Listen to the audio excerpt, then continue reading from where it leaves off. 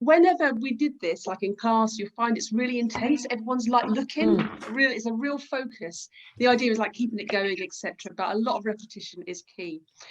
So we have dived right in, and we're gonna see. If you put these on screen, will you actually just pop all of them on there? It'd be really good just for you to sit and think for a second. Which teaching techniques did William use? And these are all great for beginners, but which ones did he use? Show and tell. Oh, I see. Repetition. I don't think so. Yeah.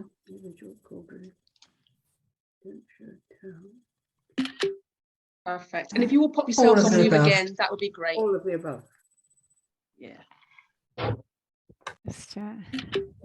Great. So if you pop yourselves on mute, that'd be super. Oh dear. Yeah, fantastic. So all of the above. He used a lot of gesture, a lot of body language. He used a lot of praise and feedback. Repetition. That's actually called drilling, and we'll come back to this later because it's a really key technique. Both choral, that means all together, of course, and individual. And the idea here is it does take a little bit to get your mouths round new words and sentences and phrases. So that's why drilling is so important. Beginners need to practice the language again and again and again. They can't hear it once, repeat it once. So that repetition and drilling, I'd say, is key. We use show, don't tell a lot. No explanation, just direct where possible. And of course, getting the class speaking really early. Very little prelim, very little, introductions, just like here's a shot, if you like, or I'm going to talk about introduction. And of course, all of those. So we will return to this. These are basic themes and principles we're going to return to and dive into later. But before we dive into them, I think we'll look at what we teach next. What kind of things might you teach in the beginner classroom? And then we can go back and look at some of these techniques in more depth. So the next slide, please, William. Let's have a look. So again, these principles apply that we've just gone through, whatever you teach. But here are some things that you might want to teach in a beginner classroom.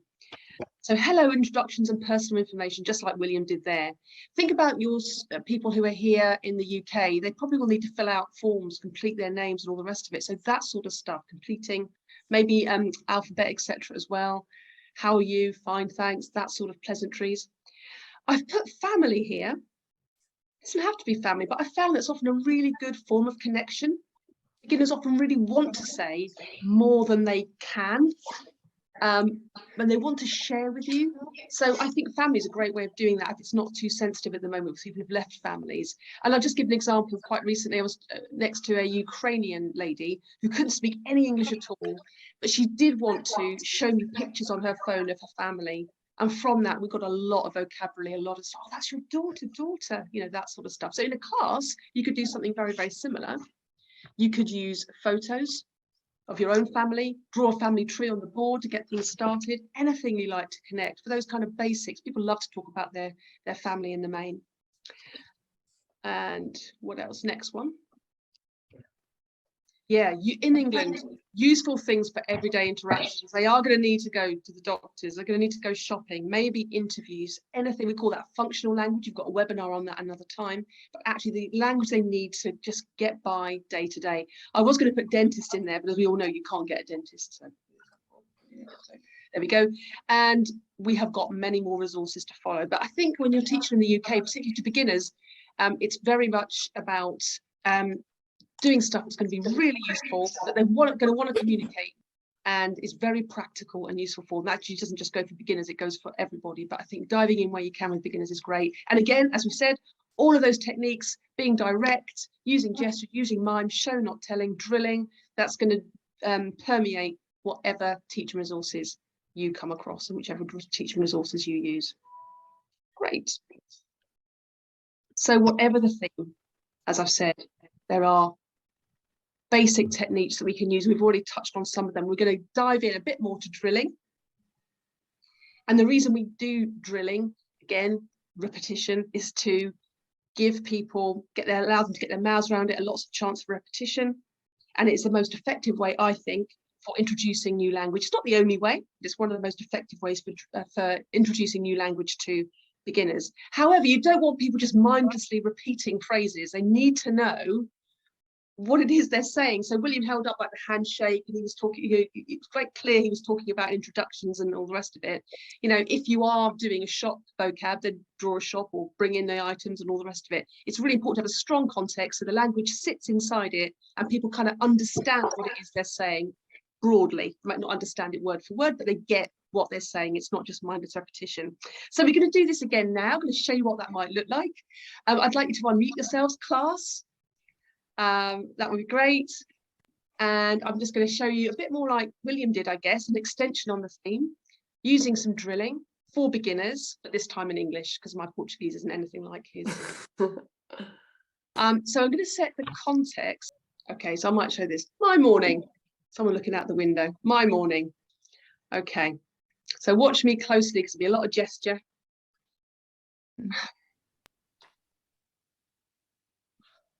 I wake up. I wake up. Everyone? I wake up. One more time. Wake up. I wake up. I wake up. wake up. I wake up. Have a shower. I have a shower. I have a Have a shower. shower. Everyone? I have a shower. I have a shower. I have a shower. Everyone? I have a shower. Have a shower. Okay. Shower. Kate. I wake up. Leslie. I have a shower. Joy. Have a shower. Rosemary. I wake up. Well done. Well done.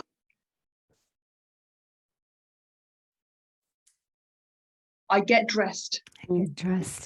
I get Get dressed. dressed. Get dressed. Get dressed. Claire. I get dressed. Sue. I get dressed. Everyone. I get dressed. Dressed. So everyone. I wake up. Wake up. Shower. I have a shower. I have a shower. I get Dressed. dressed. Get dressed. I've lost you. Dressed. I eat breakfast. I Everyone. eat breakfast. Eat breakfast. Breakfast. Sarah. I eat breakfast. Jill. I eat breakfast. Everyone. I eat breakfast. Breakfast. Jay. I wake up. Yeah. Jan. I have a shower. Kate. I eat breakfast. Ros. I get dressed. Perfect. So that's it broadly, just to reinforce, again, very similar to William. But, and it's a really interesting one, I think, their daily routines. It's not particularly functional in one sense. We don't go around saying, hello, I get up, I get dressed. There's some great verbs in there that are very useful. And I love this one because it's very visual. You can layer on one after another. And can you imagine, and I've seen it, the sense of empowerment it would give a student to be able to string those together just with an and, or, you know, in the middle. They can actually tell a little story about that. That's actually quite a lot of language. So it's a really powerful thing to do. It uses the present tense, so it's not very difficult. There's a lot of good vocabulary. It has that sort of sentence structure that could be useful for other structures in the future as well. And it gets them speaking really, really early. The thing about, though, is you can't do that for a whole lesson. I mean, what happens then? So that's 10 minutes, maybe at the front. You've helped the student get the mouth around it. Drill, drill, drill, gesture, gesture, gesture, lots of reinforcement, fantastic. What next? I mean, they're beginners, right? So is it right then to say, well, I'll tell you what I'll do next. I'll talk about my afternoon. What do you think? Good idea or bad idea? Bad idea. Bad idea. Bad idea. Well done. It's just too much language. Do you It's write too it down at all?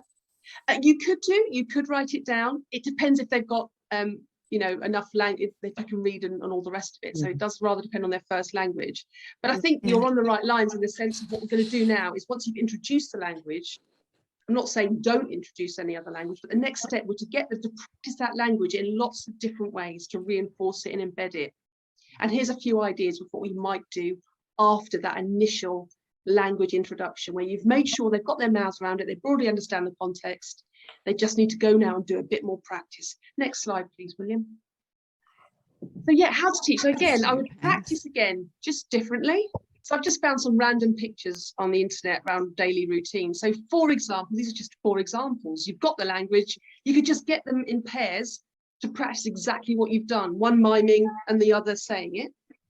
You could use these pictures or something like them to match. They could either match the words to the cut up pictures, for example, if they can read.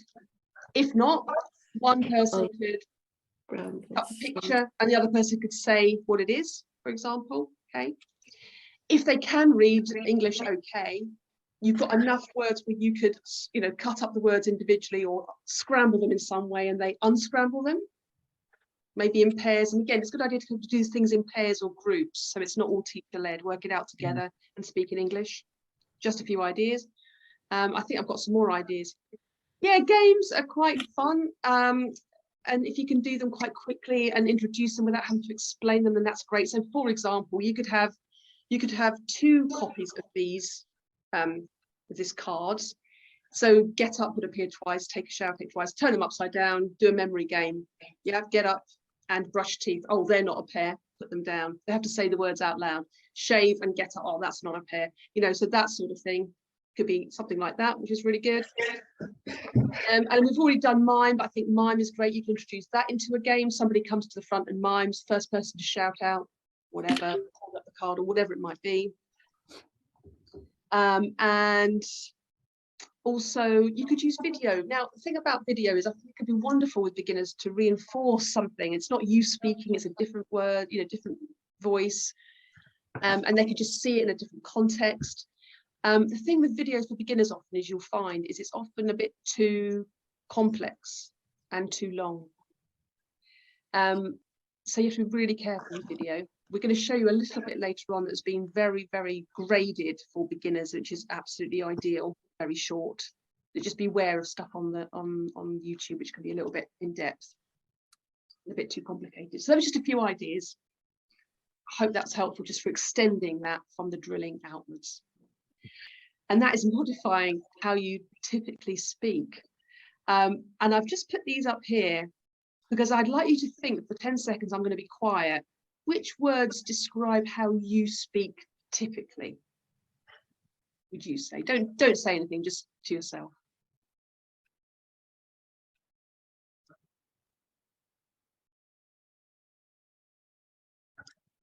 I don't know what you're like. Maybe you're naturally fairly concise, to the point, direct. I would certainly say that wasn't me. It isn't me, in case you've already not noticed. But I found teaching English particularly difficult for this reason. Not the drilling, not the concepts, not finding the material. It was this that got me every time. I would say things like, so in a minute, would you like to turn to your books at page 50?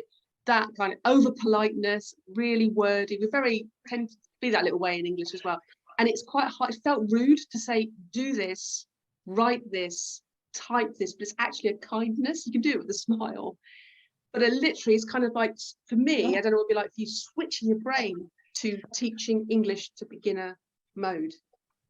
And actually, I think a lot of the planning might be around, how am I going to introduce this thing? How am I going to explain what I want to say? And we need to make it as short as possible. So I would say, like I said, hey everyone, when you've got a minute, can I ask you to turn to page 5 in your book?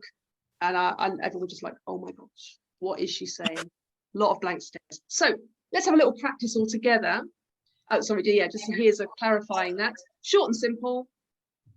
Let's keep things short and simple and back it up with gesture where possible. And I think this was the key one for me. And maybe for you, I don't know. Tell students only what they need to know right now, to do the thing right now they need to do. Not in 5 minutes, in a moment, I'm going to ask. It's just literally this, finish that thing, tell them the next thing. And we're going to put that into practice now and have a little go. Okay, next slide, please.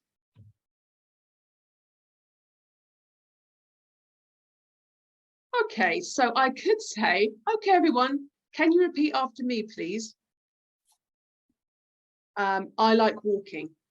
Or quite simply, I could say, Repeat. yeah, Just repeat. I like walking.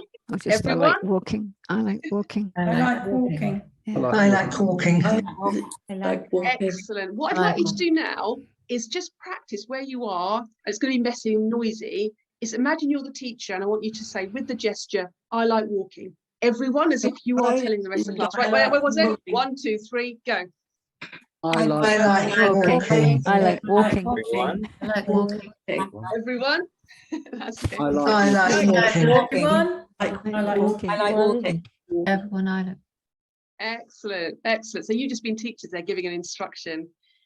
My tendency still is to say the first one, but much as possible, just be direct. Fantastic. So I would say, in a moment, I'm going to ask you all, so when you choose that, ask you all to write this down. More simply, Right. right. Right. It's Right. now. Right. This. It's now. write this. Right. So you're going to be teachers. Your teachers tell us to write. All of you. Right, this. Right. Right. This. Yes. It's Right. Right. Right. You got it. You got it. Well done. And the next one. So, oh, did you all bring your cups, by the way? Yes. Anyone who, don't worry if you didn't, but you're going to need it for the next bit. So a cup is something you used to drink from. Just, it's a cup. It's a cup. Your It's a turn. cup. It's a cup. Excellent. And imagine you want people to repeat that phrase. You could say, it's a cup, everyone. So try that. It's a It's a cup. Everyone. Everyone. Lovely. a With your cup. gesture as well. Cup. That's it. You can have your own It's a gesture. cup. That's lovely to Everyone. get started. Fantastic. Notice that where possible, when we're drilling, we're trying to drill typically like whole sentences, even if they're short, not individual words. So you can just say cup. It's a cup. It's a cup. It is better. It's better to learn the whole phrase where possible. So it's a cup. That's it. Great. You got it. Well done. And finally, and I like this a lot, we could teach I am and not have any contractions, but actually that's not how we speak really. So it is good to teach the contracted forms, you know, I've, we've, you've. But to explain it, I might go like this. Not we shorten I am Louisa to I'm Louisa, but I am, I'm, I am, I'm, I'm. I am. I. I am. I'm. Am. I am. I'm. got it. I Got it. am. I'm. That's it. Let's do it one more time all Yeah. together. 1, 2, 3. I am. I'm. Lovely. I am. I'm. I. So much shorter than we shorten this to. There's no way anyone will understand that. So well done, everyone. It's fantastic. Brilliant. So we're really getting there. So I thought it might be useful at this point just to put a few things in about different stuff. It is a good idea to avoid. That's a really bad thing to say. 5 common mistakes to avoid when teaching English to beginners. How about that? Let's quickly go through these. So not getting students speaking early. As much as possible, get them doing something when they come in, even if it's hello, welcome everyone, welcome, and you get them to repeat back, welcome. You're looking like you know, really engaging with them, getting them speaking, doing something. Also,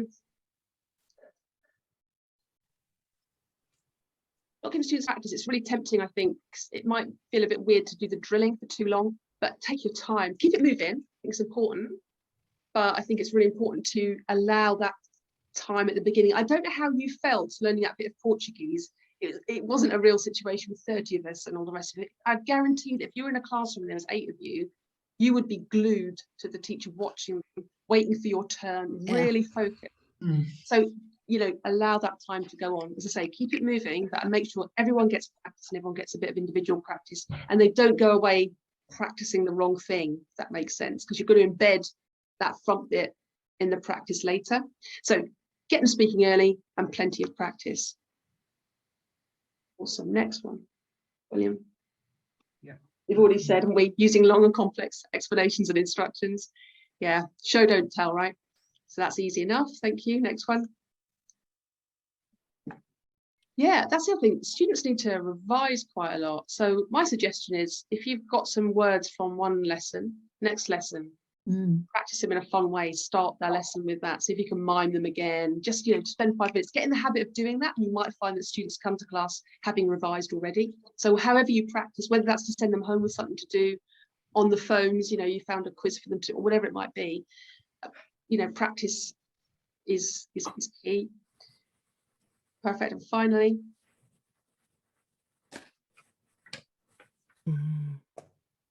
yeah, and I think the thing about inappropriate material is either it's too complex, often if it's video, sometimes not. Often I look at a beginner book or material on the web and go, wow, that's complicated. And often I end up not using it because it's just too big or have to modify it in some way. The other thing with beginner material you'll find is a lot of it is made for children, which is okay, but could be a bit patronizing if you see lots of kind of kids going off to school for daily routines or cartoons that are very obviously aimed at kids. We say where possible, it's not always easy. Try and use material that is aimed at adults if you're teaching adults, so it doesn't come across as patronizing. And that's basically it. That was basically your 5 tips. So now here's your chance to shine, because I've got a quick quiz for you. What have we remembered? So I'd just like you to put your thumbs up in the window or thumbs down. Should we get them? Beginner classes, speaking early, yes or no? Yes. Yes. Early as possible. What's it called? Repeating all together. Drilling. Drilling. Yeah. Choral drilling. Choral drilling, that's drilling. right. And you can do that chorally and then individually. Well done. And our mantra for today is show, don't Tell. Yeah. tell. Excellent. Don't Can you tell. mime in the window, everybody, how you would show I am, I'm? I am. What about he is? He's. I am. He is. Is. Yep, Awesome. He is. So lovely, lots of things up around. Great. Again, what's better to teach? Chunks of language or individual words? Thumbs up for chunks of language. Chunks. Oh, that's it, chunks. That's it. It's more meaningful than just the isolated vocabulary. Well done. And should you do homework revision in some way? Yes. Revise. Yes. Revise. Fantastic. Great. Well, thank you. That was the sort of the core of it, but there is a bit more to come, William, isn't there? We're going to do resources and Q&A, but I hope that was informative and useful. Yeah. Cool. Thank you, Louisa. That was great. And yeah, really good. I'm going to dive back into the PowerPoint now.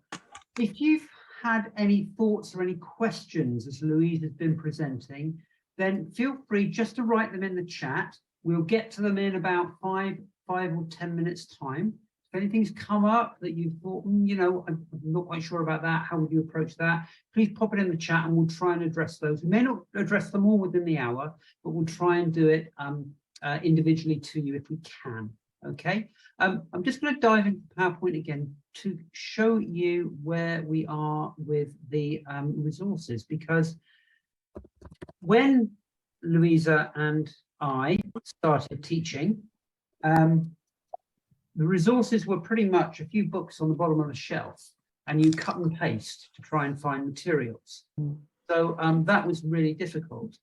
But now there's so much more available, and we're going to showcase 3 things for you here, just very briefly. First of all, Louisa's put together 20 worksheets for instant use that you can just print out and go into a class of beginners and teach.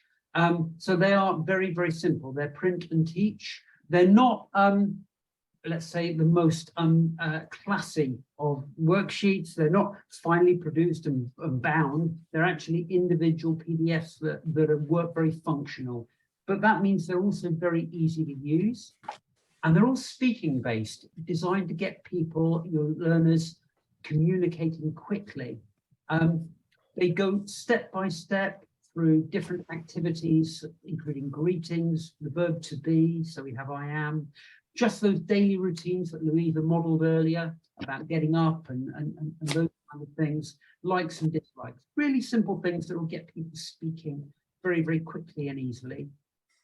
And then you've got lessons on things like buying things in a shop, making appointments, taking a bus, all very practical things that learners need. Louise has done 3 video tutorials as well with these to show you how they're useful. And we've got a special offer, because we always have special offers for you guys, you're lovely. It's normally £20, but they're £10 today and tomorrow on the website. I'll be sending you a link to this where you can just click, and if you want to take advantage of that, please feel free to do so.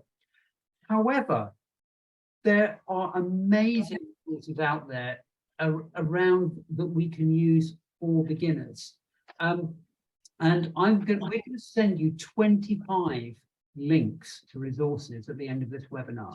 So you're just going to go crazy going around the internet and finding all this fantastic material, and all of it is free. So that'll be really useful for you as well. And 5 top sites that I think every beginner teacher who's working with refugees, asylum seekers, or second language speakers here in this country would find useful. And don't worry, these are all going to come out to you in a list. The Excellence Gateway, it's one of my go-to sites for ESOL teaching. I strongly recommend it. The Council of Europe actually do a fantastic website on language support for adult refugees, not just in the UK. Refugees are learning all kinds of languages across our world, and this is a really useful web page for information on that. I like the Skills Workshop, very practical materials, very simple to access. The TECLA are a great organisation. If you don't know about them, do look them up. They have a couple of conferences each year. You can network with other ESOL teachers if that's something of interest. And of course, they have wonderful resources as well that have been put together very professionally.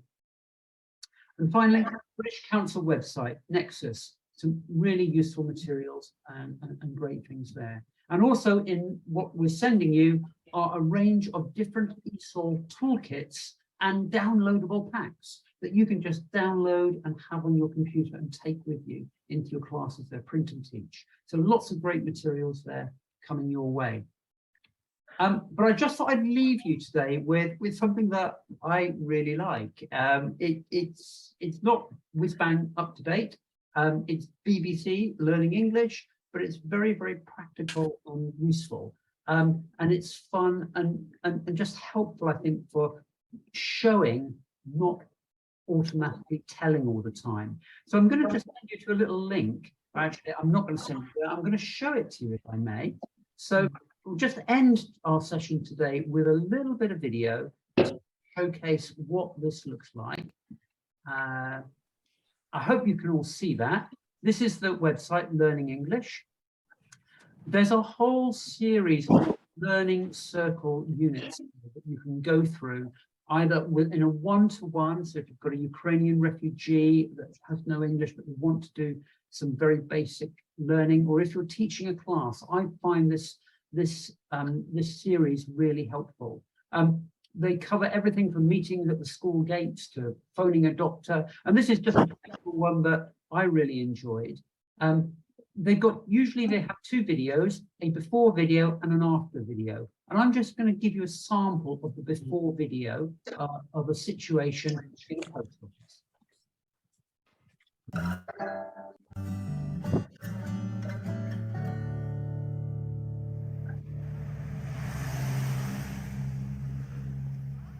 Thanks very much. Thank you. Next, please. Hello. What can I do for you? I'd like to send a package, please. Put it on scales. Here? Yep. Where do you want to send it? Somalia. How do you want it sent? International tract? Standard? Economy?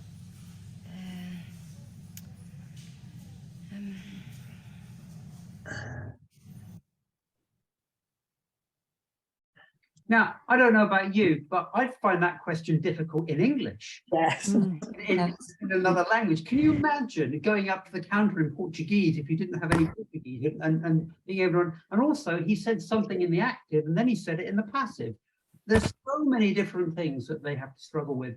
But this is a great little website for doing realistic little videos. And then the second video after that, you can follow the link in your own time, and it will show you how they work that out. In between, there's an opportunity for you to talk to your student or as a group to think about what the options might be and what they are. So that's a really neat little site. And I hope that's useful for you. I found it really helpful, and it just something that I think you could find useful as well.